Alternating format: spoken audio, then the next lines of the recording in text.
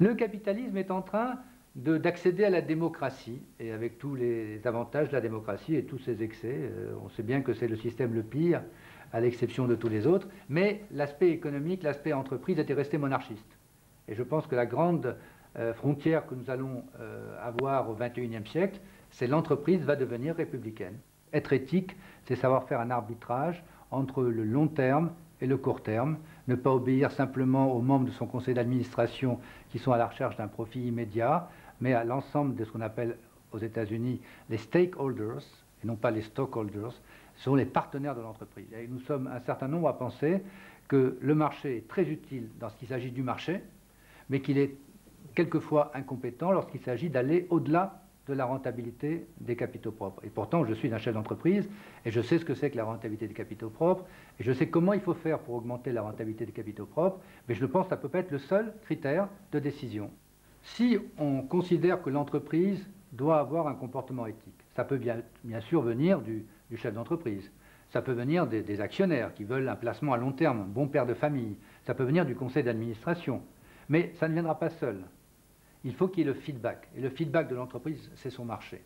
Donc il faut que le consommateur soit capable d'aider ceux qui, dans l'entreprise, veulent un comportement beaucoup plus à long terme du décideur. Donc il faut que le consommateur puisse encourager l'entreprise qui fait des efforts dans ce sens. Nous avons, avec une équipe de l'Observatoire de l'économie éthique, nous avons réussi à analyser les 5 domaines, le social, l'environnement, les partenaires, le rapport à la cité, le rapport au nord-sud, et donner une sorte de grille d'évaluation. Mais d'autres organismes le font au niveau mondial comme au niveau français. Moi, je préconise à ce que cette chaîne de rating échappe aux grandes banques, échappe aux entreprises, mais qu'elle soit une chaîne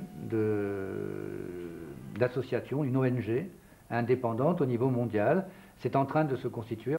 Il faut informer l'actionnaire. L'actionnaire pense qu'il faut donner des critères qualitatifs pour juger une entreprise, pas simplement les fondamentaux économiques, pas simplement les systèmes chartistes, mais aussi le jugement sur l'impact de l'entreprise, sur son social, son environnement. Et cette demande vient face à la crise que nous vivons, qui est aussi forte que la crise de 29 pour les bourses. Je le dis à tous les chefs d'entreprise qui sont dans cette salle et qui veulent aller dans le sens d'une économie soutenable, un développement soutenable de l'économie, arbitrez entre le court terme et le long terme, et vous défendrez à la fois les intérêts de votre entreprise, les intérêts de votre salarié et l'intérêt de votre capital. Ce n'est pas du tout contradictoire, cela va dans le même sens.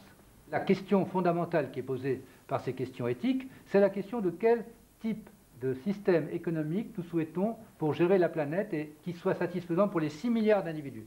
Et vous comprenez que je ne vais pas répondre à cette question en 5 minutes. C'est une question auquel il faut que nous y mettions tous nos intelligences, notre cœur, notre esprit, et il faudra trouver des solutions. C'est un chantier. Il a été commencé avec la Révolution américaine et la Révolution française il y a 200 ans. Peut-être qu'il faudra encore 100 ans, mais il faudra qu'on trouve un système pour piloter ensemble la planète Terre.